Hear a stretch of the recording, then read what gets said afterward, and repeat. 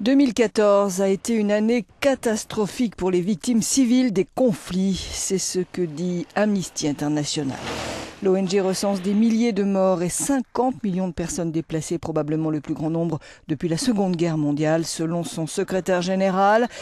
L'ONG qui dénonce l'inopérance et l'absence de réponse scandaleuse de l'ONU et fustige les membres permanents du Conseil de sécurité qui font usage abusif du droit de veto au profit de leurs intérêts géostratégiques alors que leur mandat est de protéger les civils et d'assurer la paix.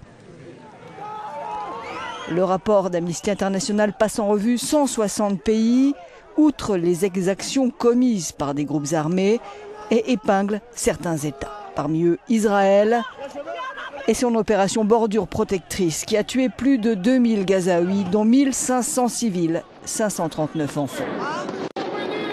En Ukraine, le rapport souligne que les nouvelles autorités de Kiev n'ont pas jugé les responsables des morts à Maïdan, alors qu'ils s'y sont engagés.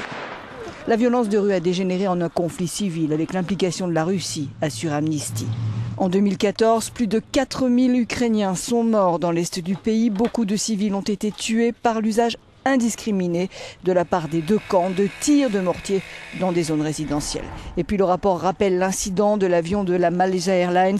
Les forces séparatistes ont communiqué la destruction d'un avion militaire ukrainien avant de retirer leurs revendications lorsqu'ils ont appris que c'était un avion avec 300 civils morts, souligne l'ONG.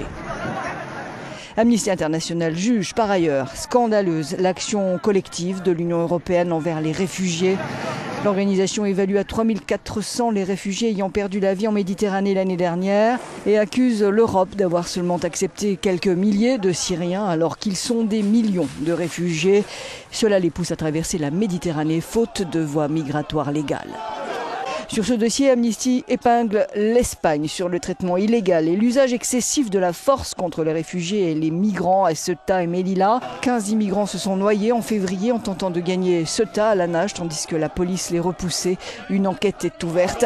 L'ONG dénonce l'intention du gouvernement espagnol de légaliser les expulsions sommaires vers le Maroc.